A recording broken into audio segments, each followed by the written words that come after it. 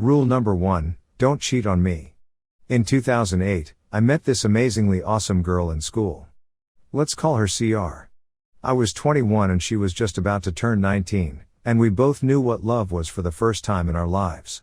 We were both going to a community college, me for theater design and her for education. We lived about half an hour apart, but that was nothing more than a minor inconvenience because we spent every free moment between classes together. Come to think of it, that slight distance was actually pretty nice because being home at least forced us to focus on homework and take care of ourselves, and visiting each other at home was that much more special. CR graduated with her associates in 2009 and moved away to a state school to finish up her degree in early childhood special education. Like before, the distance was not a concern because it was a short train ride away and I'd spend 1 or 2 weekends a month down there with her. I proposed to her on Valentine's Day 2010. School wasn't really my thing and I ended up enlisting in the Air Force that following May and got moved halfway across the country to a place neither of us had ever imagined visiting. However, like before, we wouldn't let distance get in our way. Now it should be noted that her mom did not like me. I still don't know why, but she was always the loudest, rudest, most annoying and disrespectful woman I've ever met. She was from the city and she married into a family of farmers that own the land since the 1870s, so that may explain part of her malice. From here on, evil beaches EB. Another thing to know is that I have a great memory, and this will be important later on in the story. Anyway, back to the military. I had a 2-week break between my training and leaving for my first, and only, duty station, which just happened to be over Christmas and New Year's. Even though we were engaged, we hadn't really put any consideration into actually getting married. She wanted something small with her family and cousins and I was completely okay with going to a courthouse and getting it over with.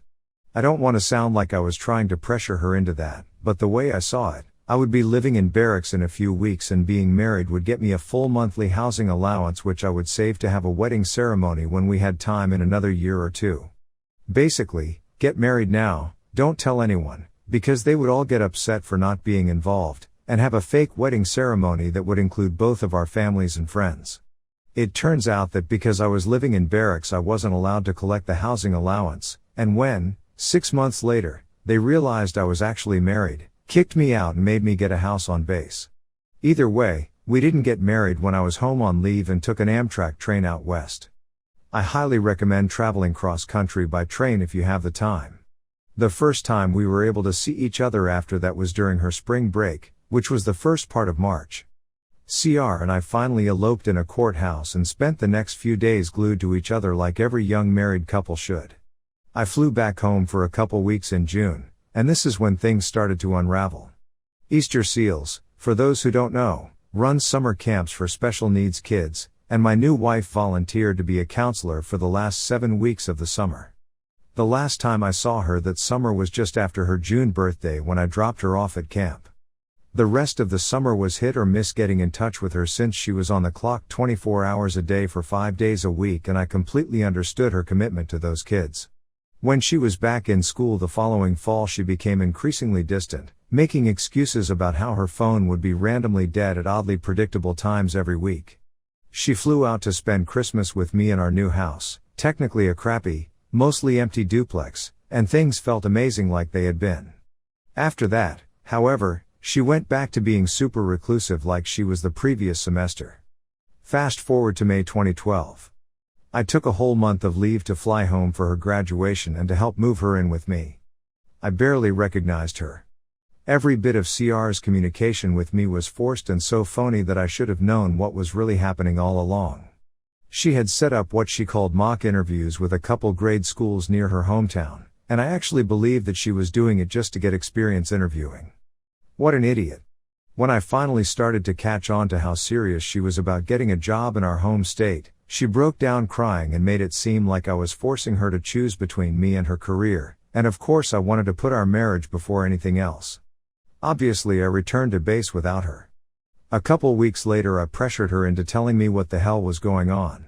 She fell in love with one of her fellow camp counselors and let the affair go on for about 9 months, with claims that she was going to tell me but didn't know when, the usual too guilty to tie your own shoes BS, and she honestly expected me to walk away from our relationship right then and there. No. I fought tooth and nail to hold us together for 2 months before filing the divorce.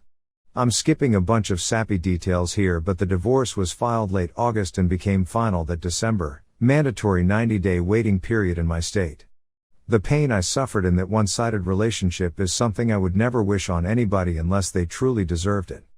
Apparently EB whispered all kinds of lies to her about how I joined the military to get away from her and actually had the gall to blame me for all the crying and misery her oldest child was going through. My soon-to-be ex never admitted who was blaming me for everything, but I was really close to her dad and siblings, so I can't imagine that they would ever suspect me, but EB was so manipulative that by Halloween they had all turned against me. At that point I had it. I was very sad and my anxiety attacks were hitting basically every day. I was miserable, tired of being lied to, tired of the slander, tired of being the bad guy when I was the one who was attacked here. It started with sending texts to her brothers and sister saying, "Hey, I'm actually your brother-in-law. Nice to know that we don't keep secrets, right?" CR exploded, but that was just the beginning. I wrote a 3,000-word letter explaining in every detail I could recall exactly what happened, the fact that we were married, including copies of the marriage license and certificate, our plans for the future and how I was the only one living up to our expectations, where she met the guy she was screwing behind my back, his name, address, phone number, camp counselor name so CR would have a harder time refuting it, and a bunch of other information that she made me keep secret from them.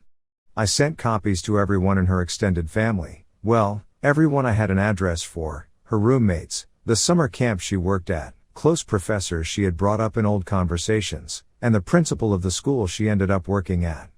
Calling the fallout catastrophic is an understatement.